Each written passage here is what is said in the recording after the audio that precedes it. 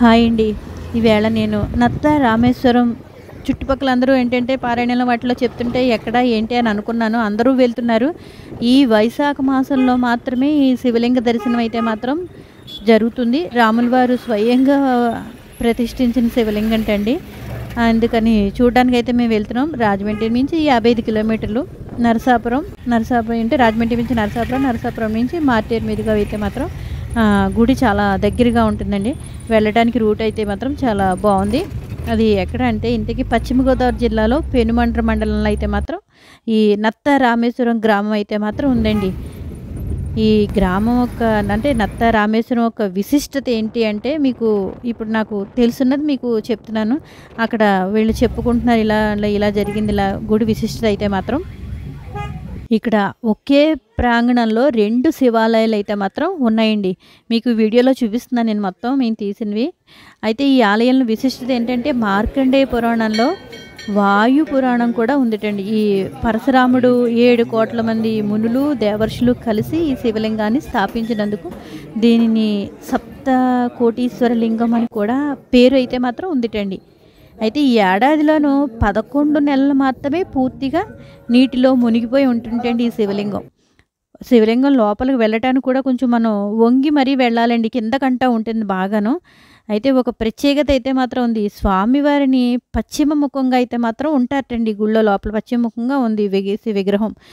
అయితే మరో ప్రత్యేకత ఏంటంటే శివుడికి ఇష్టమైన వైశాఖ మాసంలో మాత్రమే ఈ ఆలయంలో నీటిని పూర్తిగా తోడేసి ఈ శివ పూజలు అవి అయితే మాత్రం అభిషేకాలు అంటే ఈ నెలలో మాత్రమే శివ దర్శనం మనకి కలుగుతుందన్నమాట. ఈ స్వామివారికి పళ్ళ రసాలతోటి అభిషేకాలతోటి అంటే ముక్తిని పొందడానికి భక్తుల నమ్మకం ఒకటి ఉంటుంది కదండి. అందుకే వైశాఖ మాసంలోనే స్వామివారిని దర్శించడానికి చుట్టుపక్కల ప్రాంతాల నుంచి అయితే మాత్రం చాలామంది వెళ్తారు. నాకు అలా తెలిసే నేను వెళ్ళానండి. ఈ నత్త రామేశ్వరం అంటే మరో శివలింగం ఉంది. మరో శివుని త్రేతాయుగంలో శ్రీరామచంద్రుడు సీతా సమేతుడై వచ్చి ఇక్కడ స్వామివారిని దర్శించుకున్నారట. అంటే నత్త గుల్లలతోటి ఇసుకతోటి శివలింగాన్ని అయితే మాత్రం తయారు చేసేటండి. ఈ ఆలయం ప్రతిష్ఠించబడిన శివలింగం ఆలయం అంటే అందుకే దీనికి నత్త రామేశ్వరం అని పేరు కూడా వచ్చింది.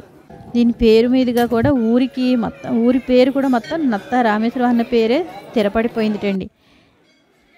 ఈ స్వామివారిని దర్శించుకుంటే విజ్ఞానం కలుగుతుంది అని, అపమృత్యు భయం కూడా ఉండదు అని ఒక నమ్మకం. ఇదేంటంటే కాశీ క్షేత్రంలాగే ఈ క్షేత్రాన్ని కూడా మహాప్రస్థానం అయితే మాత్రం ఉందండి. పక్కనే కాలభైరవ గుడి కూడా ఉంది. ఈ నత్త రామలింగేశ్వరం ఆలయానికి నైరుతి దిక్కున కొన్ని వందల సంవత్సరాల వయసు గల ఒక అశ్వత్థ వృక్షం కూడా ఉందిటండి. మీకు ఈ వీడియోలో కూడా పెట్టాను. అంటే సంతానం లేని వాళ్ళకి ఈ వృక్షం చుట్టూ కూడా తిరిగితే సంతానం ప్రాప్తిస్తుందని ఒక నమ్మకం. అదే భక్తుల విశ్వాసం కూడాను. ఈ నత్త రామేశ్వరంలో ఒక చిన్న పరిమాణంలో గల గ్రామ కంటనం కనిపిస్తుంటండి. అంటే మూర్తిని పోలి ఉంటుందట. ఈ నత్త రామేశ్వరంలో వేరొక శిలపై కూడా 2 సన్నని నత్తగుల్ల లాంటివి ఉంటాయటండి. ఇవి రాతితో చూపబడి ఉంటాయట. ఈ నత్తల కారణంగానే పరమేశ్వరుడికి నత్త రామేశ్వరం అనబడుతుంటండి. ఈ ఆలయంలో అంటే పశ్చిమ ముఖంగా ఉంటుంది.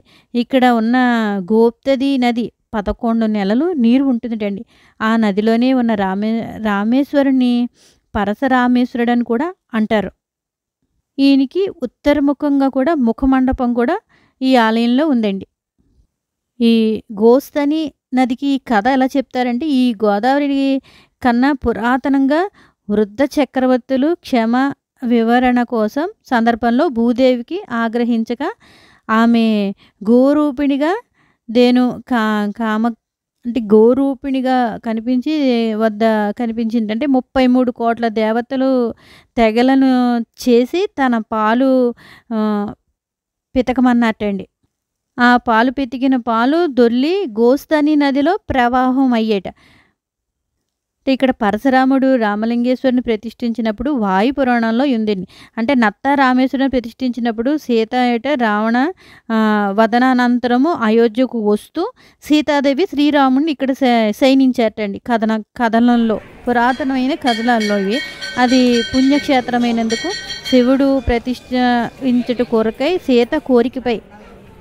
శివుడు కోరికపై బాణమునికై ఆంజనేయుడు నర్మదా నదికి పోయిన ముహూర్త కాలము దాటి పోవుచున్నందుకు ఆంజనేయుడు రాక ఆలస్యమైనందువల్ల సీతట అచ్చటే ఉండి ఇసుక నత్తలతో కలిపి లింగమును చేసి ప్రతిష్ఠించారటండి. ఆ పరమేశ్వరుడు ఎప్పుడు నీటిలోనే ఉండు చేత ధవళ లింగము గోధుమ లింగముగా మారిపోయింది. ఇవి నత్త రామేశ్వరం యొక్క స్టోరీ అండి.